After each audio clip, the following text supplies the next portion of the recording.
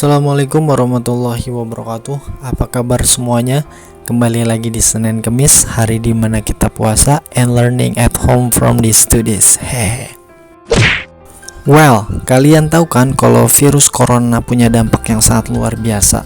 Salah satu dampak yang kita rasakan yakni dengan terbatasnya aktivitas kita sehari-hari. Aktivitas yang dimaksud termasuk proses pembelajaran kita di sekolah, dari tingkat kanak-kanak sampai menengah atas. Bahkan sekelas perguruan tinggi pun proses perkuliahannya dilakukan di rumah melalui daring atau dalam jaringan, atau yang kita sering dengar itu online. Dalam proses pembelajaran di rumah pastinya banyak sekali kendala, sehingga kalian menjadi kurang fokus dan akhirnya belajar menjadi tidak efektif. Yes, so that's why Bapak sudah merangkum 5 kesalahan umum kalian ketika belajar di rumah. Check it out. Kebanyakan dari kalian paling senang itu belajar sambil tiduran.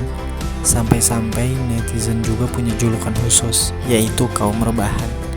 Itu sih udah kelihatan kalau kalian emang gak niat belajar. For your information, mengerjakan tugas di tempat tidur ternyata bisa mengurangi produktivitas dan punya dampak yang gak baik untuk kesehatan. Ahli kiropraktik dari Saveland Clinic, Andrew Bank, juga menyarankan untuk menghindari kebiasaan ini. Menurutnya, menyelesaikan pekerjaan di atas tempat tidur bisa mengganggu jadwal tidur dan juga bisa merusak postur tubuh dan mendatangkan rasa sakit yang mengganggu. Menurut Andrew Bank, bekerja di atas tempat tidur bisa membuat otak mengasosiasikan kasur sebagai tempat kerja. Hal ini bisa berdampak negatif pada kualitas tidur. Itu sebabnya kamar tidur harus menjadi lingkungan yang santai untuk mendukung kualitas tidur kita. Riset juga membuktikan menggunakan ponsel atau gadget tepat sebelum tidur bisa membuat kita sulit memejamkan mata karena cahaya biru yang dipancarkannya. Oleh karena itu nih, mengerjakan tugas dari tempat tidur juga membuat kita sulit memejamkan mata di malam hari. Jadi, belajarlah pada tempatnya ya nak.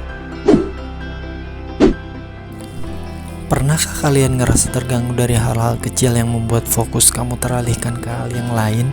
Padahal itu tingkat kepentingannya rendah banget dibandingkan dengan apa yang sedang kamu kerjakan.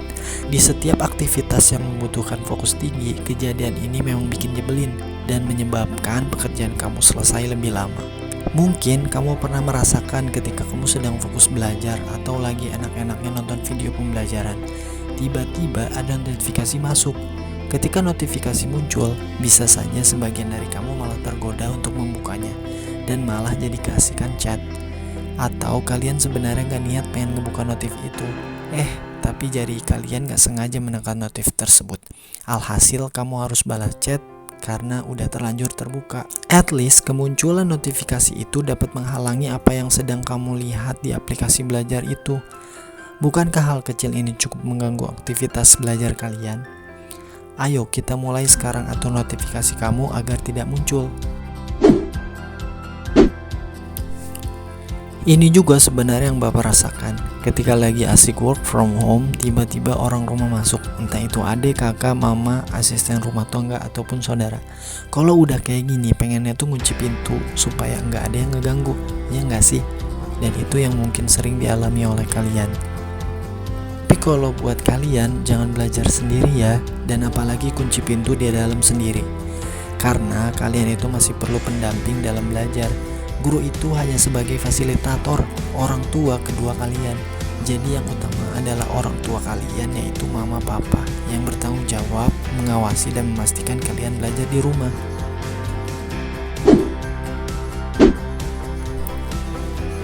Besok aja deh.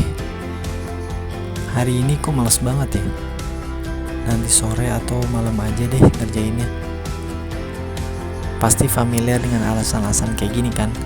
Seringkali kita menciptakan alasan untuk menutupi rasa malas atau keinginan menunda melakukan pekerjaan. Stop cari pembenaran lewat alasan dan lakukan apa yang bisa dilakukan hari ini juga. Niatkan hati dan pikiran. Tentukan daftar tugas harian yang bisa dimulai sekarang juga. Cobalah untuk melihat masa depan yang cerah dan yakinkan hati dan pikiran bahwa kerja keras yang dilakukan saat ini punya tujuan akhir yang kalian inginkan.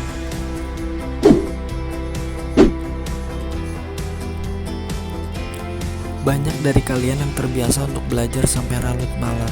Banyak yang menganggap ini merupakan cara yang sedikit menantang, tapi sangat efektif. Padahal sebenarnya nggak sama sekali loh. Jika selama ini kalian sering belajar sampai larut malam, sebaiknya segera kalian hentikan, karena ternyata kebiasaan ini membawa kerugian yang nggak baik buat kamu. Semakin kamu hobi begadang sampai larut malam, banyaknya waktu tidurmu yang tersita. Ini sangat berdampak buruk buat tubuh kamu. Jika dibiarkan terus-menerus, organ tubuh kamu akan terganggu karena kurangnya waktu tidur. Hal ini dikarenakan saat tubuh kekurangan istirahat, peredaran darah ke seluruh tubuh tidak lancar. Sering tidur larut malam gara-gara terlalu sibuk belajar juga berdampak pada penurunan drastis pada tingkat konsentrasimu. Kalau sudah begini, ini justru akan semakin merugikanmu. Percuma dong belajar sampai larut malam jika keesokan paginya kamu justru susah konsentrasi, lemas, dan ngantuk.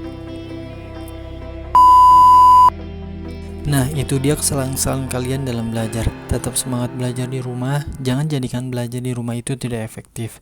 Padahal kalau kalian tahu manfaat belajar di rumah itu banyak banget. Sayangnya dari kalian masih milih untuk tidur-tiduran, ngabisin waktu buat main game, sama keluyuran dari pagi sampai malam. Rugi banget gak sih kalau hari-hari kalian dilewatkan tanpa belajar?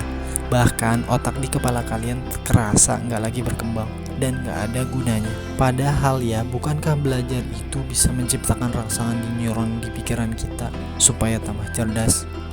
Nah, justru inilah saat buat merenungkan apa yang kalian lakukan sebagai pelajar, dan kesempatan untuk memperluas pengetahuan dan mengembangkan diri walau di rumah aja, gak terbatas hanya di pelajaran sekolah. Oke, segini dulu video dari Bapak. Sampai ketemu di video selanjutnya di hari Senin Kemis.